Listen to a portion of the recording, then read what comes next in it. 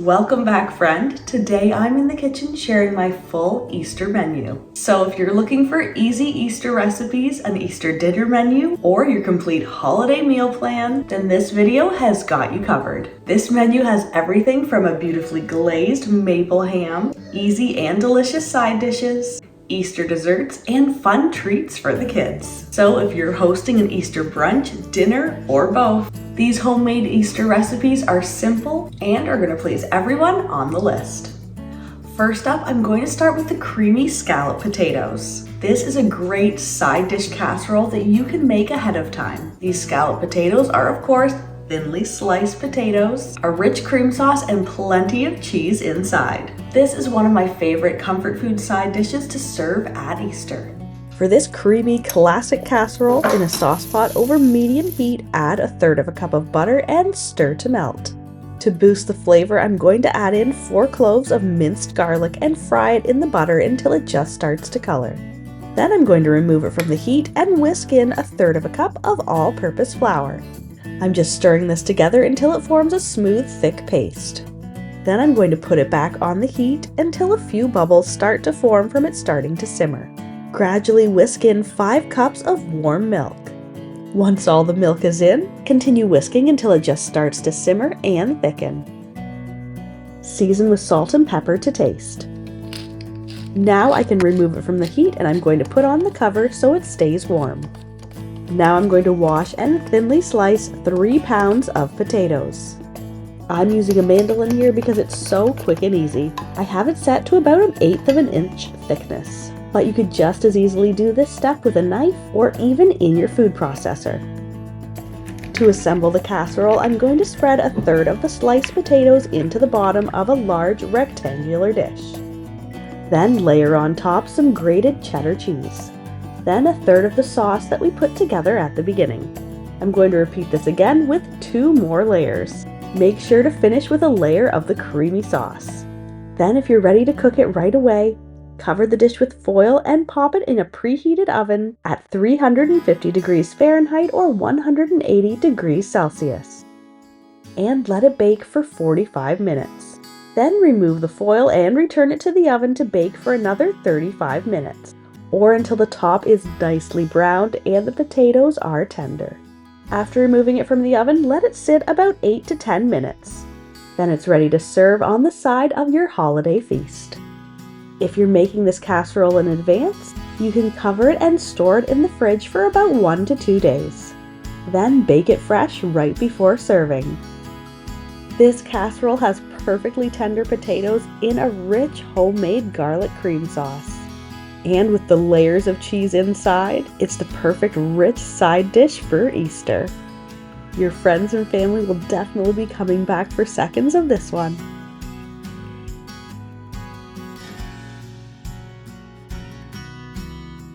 Next up, we're going to make my favorite Easter dessert, carrot cake. This classic carrot cake has the perfect cream cheese icing. It's super moist, perfectly spiced, and my ultimate Easter dessert recipe.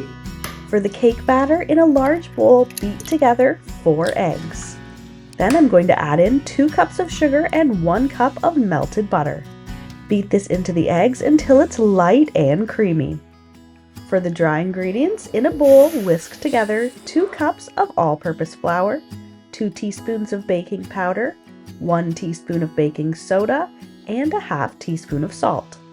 And for my classic carrot cake spices, I'm going to add in 1 tablespoon of cinnamon, 1 teaspoon of nutmeg, and 1/2 teaspoon of ground clove. Give the dry ingredients a quick whisk, and then add them in to the wet ingredients. And to the same bowl, I'm going to mix in 2 1/4 cups of grated carrots, 1 can of drained crushed pineapple, and 1 teaspoon of vanilla extract. Fold these in just until the batter comes together. Now you can put your batter in any type of cake pan that you'd like. I'm going to be using 2 8-inch round cake pans that I've already greased and lined.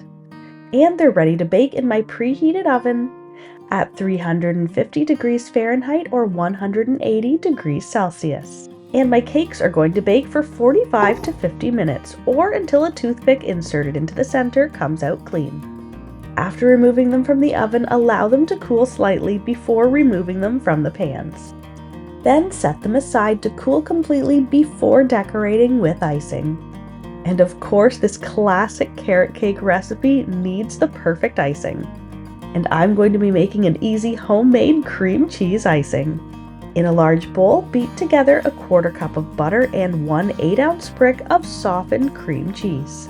Once it's smooth and fluffy, I'm going to add in 3 cups of icing sugar, 1 teaspoon of vanilla extract, and a 1/2 teaspoon of salt. Mix this on low until all the powder is incorporated, then increase the speed and beat it until it's light and fluffy. And now all we have left to do is decorate the cake. I'm going to place the first cake on a cake stand and then spread some of the icing on top. Make sure you spread it all the way to the sides of the cake. Then gently place your top cake layer. I'm going to place a generous amount of the icing all over the top and sides of my cake.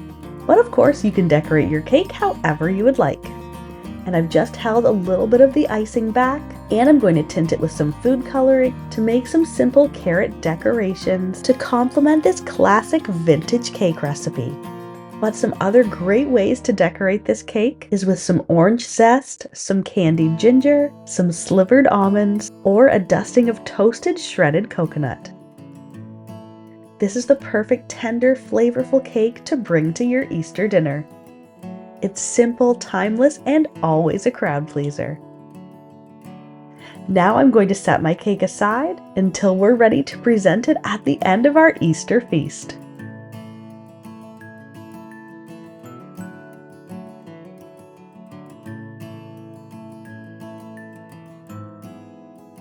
Next up, we're going to get going on our homemade Easter bunny buns. These are probably the cutest dinner rolls that you ever did see. Plus, they're soft, fluffy, and perfect for your Easter table. Not only are these Easter dinner rolls super easy to make, they add a fun and festive touch, especially if you're baking with kids. My kids found so many pictures of these buns online and thought they'd be the perfect addition to our Easter dinner. I already have a recipe for these soft and pillowy dinner rolls, and I knew this recipe would be absolutely perfect to turn into bunny buns. In a large bowl, mix together 2 cups of warm milk and a 1/4 cup of sugar. I'm going to sprinkle on top 2 1/4 teaspoons of dry active yeast, and just set it aside until the yeast starts to soften and become foamy. Then I'm going to mix in 5 1/2 cups of all-purpose flour, 1 egg, a 1/4 cup of softened butter, and 2 teaspoons of salt. Then, using my stand mixer and the dough hook attachment, I'm going to knead it on low for 1 minute. Now that the dough has started to form, I'm going to increase the speed to medium and knead for about 4 more minutes.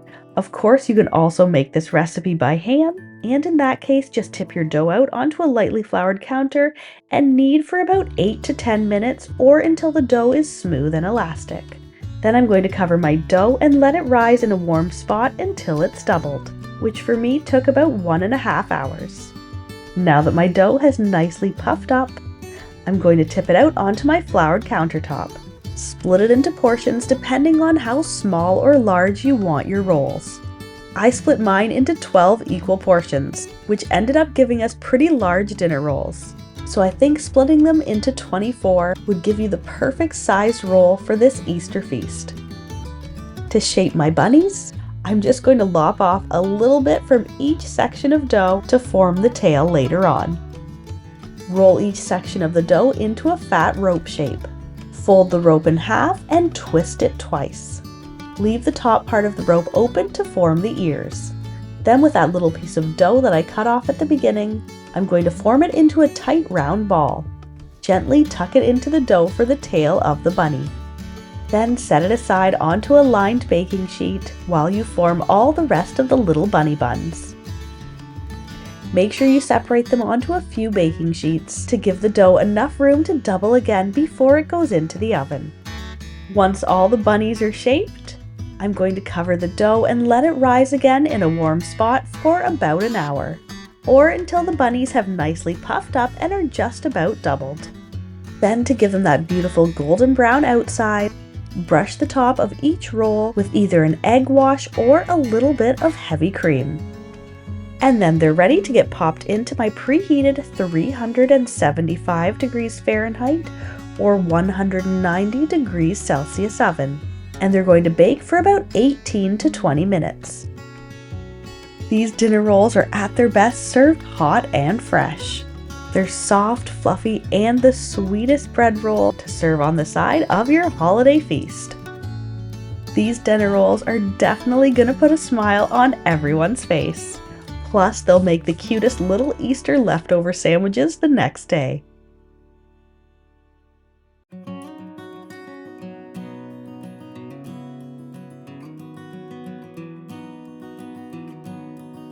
Next up, I'm making a recipe that the kids are definitely going to want to get involved in. These are no-bake chocolate Easter nests. This cute little Easter treat is perfect if you want something quick and easy and kid-friendly. These little Easter treats are so quick and easy to put together. For the dry ingredients, in a large bowl, mix together 2½ cups of quick oats, 1 cup of shredded coconut, 1 cup of pretzels, and I'm just breaking these longer pretzels into little bite-sized pieces.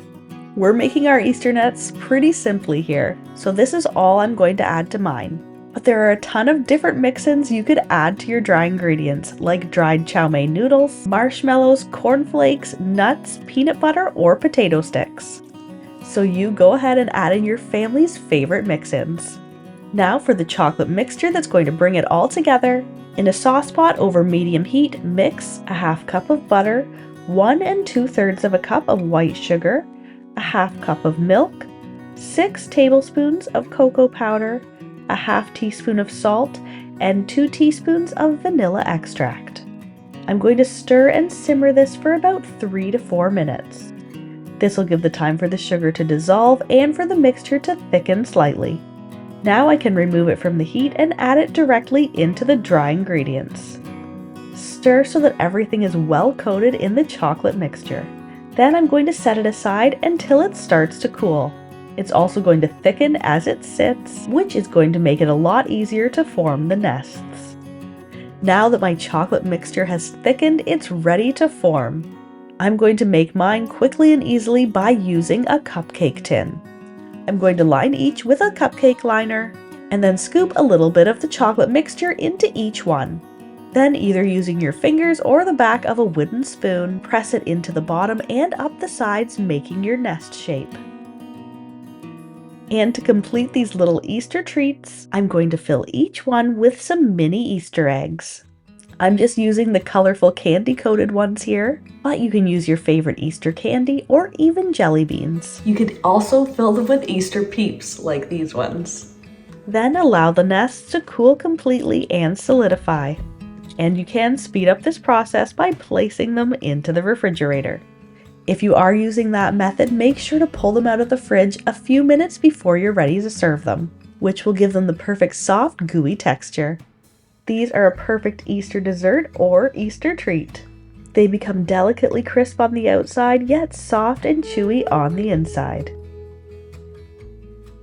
Now let's move on to one of my favorite classic Easter treats. These are hot cross buns. These homemade buns are soft, spiced, and perfect for an Easter menu. And while I probably wouldn't serve these for dinner, they're perfect for breakfast or brunch. To make the bread dough for the buns, in a large bowl, add in 1 cup of warm milk, a ½ cup of sugar, and sprinkle on top 2 1/4 teaspoons or 1 packet of dry active yeast. And I'm going to set this aside for the yeast to soften and become foamy, which takes about 5 minutes.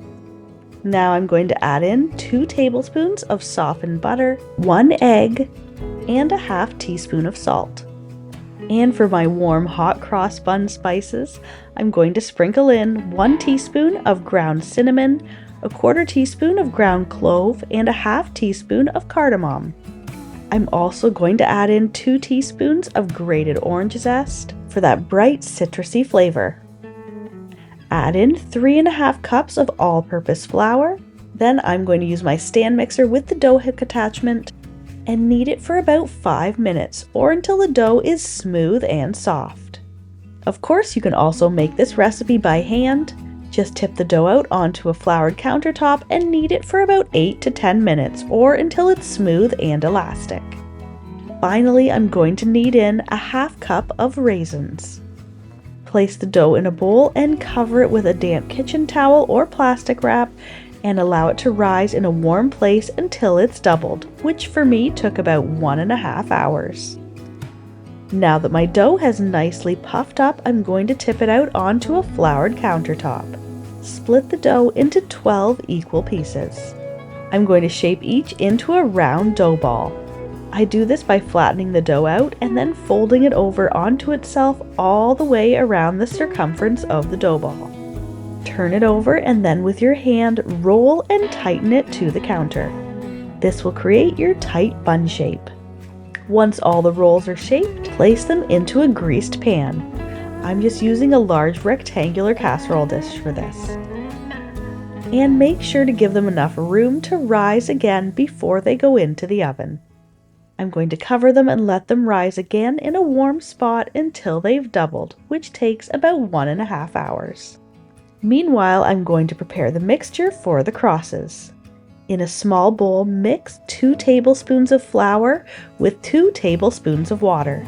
Stir this until it's about a pancake batter consistency. Now that my dough has nicely puffed up, I'm ready to add the crosses to the buns. You can either carefully drizzle a cross shape with a spoon, but to give me a little bit more accuracy, I'm going to use a piping bag to quickly pipe the crosses over top the buns. But you can also do the same thing with a sandwich bag and just cut a little hole in the corner. And my buns are ready to go into my preheated 400 degrees Fahrenheit or 200 degrees Celsius oven. And they're going to bake for 18 to 20 minutes or until they're golden brown. And while they're baking, I'm going to prepare the glaze. In a medium bowl, mix together 1.5 cups of icing sugar, 2 tablespoons of milk, and 1 teaspoon of vanilla extract. Mix this until you have a smooth, runny glaze.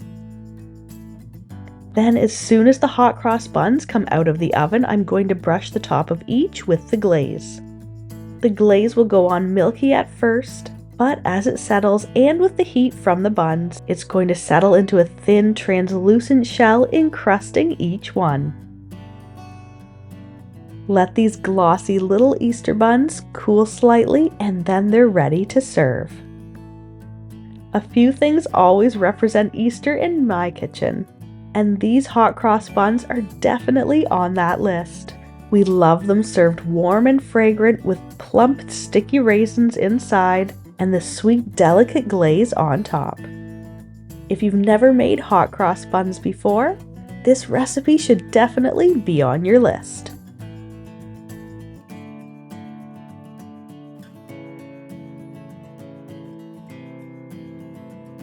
Now finally the star of the table. Let's move on to the main course. This is my favorite vintage maple glazed ham studded with pineapples and cherries. This easy baked ham recipe is sweet, savory, and perfectly caramelized. It has that rich maple flavor, and the pineapples and cherries make it a perfect show-stopping centerpiece for your table. This Easter ham recipe looks extravagant, but it's actually pretty easy to make. I'm going to prepare the ham by removing any excess thick skin or fat. I'm just leaving about 1/4 inch of fat on the outside. I'm going to place the ham in a large roasting pan. Then cut diagonal slices all over the outside of the ham. To the outside, I'm going to pierce whole cloves through the slices in the ham where the diagonal lines intersect. Then it's ready to get placed into my preheated oven at 325 degrees Fahrenheit or 160 degrees Celsius. Meanwhile, I'm going to prepare the glaze. In a medium bowl, mix together 1 cup of brown sugar, 3/4 of a cup of maple syrup, 2 teaspoons of dried mustard powder, 3 tablespoons of all-purpose flour, and I'm also going to add in the juice from the canned pineapples that I'm going to be using to decorate my ham later on. After 30 minutes, remove the ham from the oven, and I'm going to gently pour to coat the outside of my ham with the glaze. And now my glazed ham is going to go back into the oven for another hour. Now that my ham has been cooking away, I'm going to remove it from the oven and using a large spoon, coat the ham again with the glaze at the bottom of the pan. And now I'm ready to decorate the outside of the ham. I'm just going to be using toothpicks to cover the entire outside of my ham with the pineapple rings and bright maraschino cherries. Now that my ham is fully covered, I'm going to return it to the oven to cook for another hour, or until the internal temperature is between 145 degrees Fahrenheit and 160. Once this is reached, your ham is fully cooked.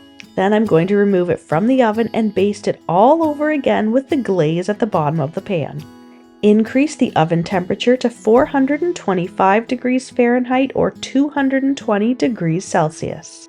Then return the ham to the oven and bake for another 30 minutes, or until the glaze is nicely caramelized and golden. After removing the ham from the oven, I'm going to cover it and allow it to rest for 15 to 20 minutes before carving it. This resting time is critical and is the secret to a perfectly juicy ham roast. I'm going to move this to my serving platter, and it's ready to present as the centerpiece to my Easter table. Slice and serve to your guests with any of the excess glaze from the bottom of the pan. This recipe is a timeless holiday classic that never goes out of style, with its beautiful caramelized glaze giving it the perfect glossy coating. It's tender, flavorful, and packed with nostalgic flavor. It's super simple to prepare and always looks stunning on your table.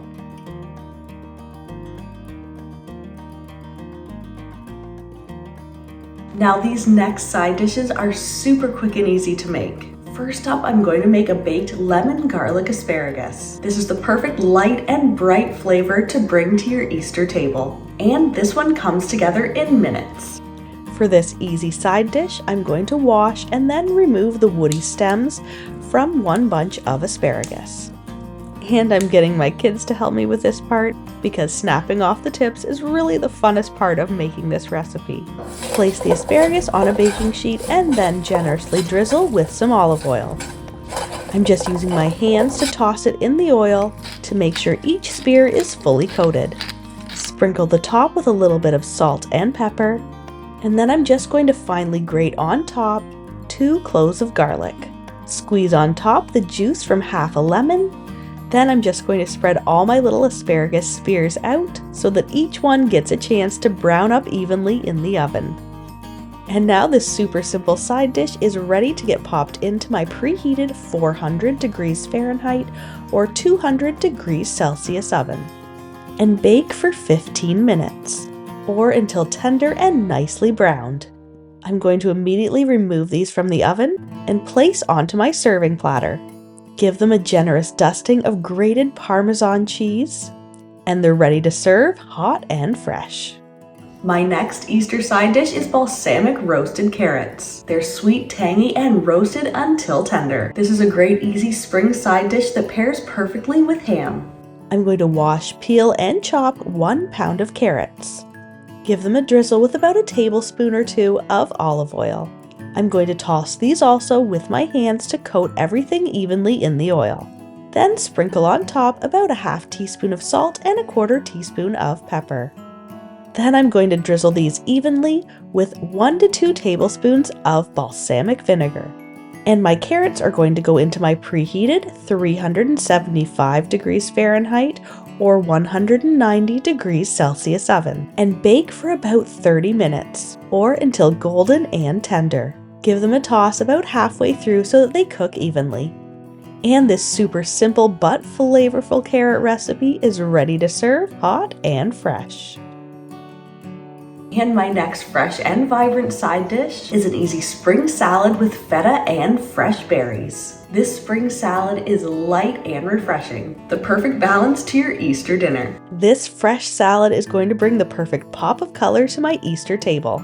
I'm just adding a spring mix to my large bowl, drizzle on top 1 to 2 tablespoons of olive oil, and about a tablespoon of balsamic vinegar. I'm going to toss this to coat each little leaf. which is going to help my salt and pepper stick to the salad. And for that beautiful spring brightness, I'm going to add in an assortment of berries and some crumbled feta cheese.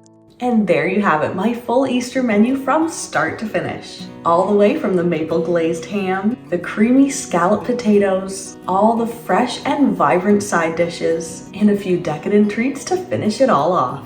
This menu has everything you need for a beautiful and delicious holiday. Hopefully this video gave you some inspiration for your own Easter menu. And now I'll let you go and get into your own kitchen. Happy cooking and happy Easter. I'll see you in the next video.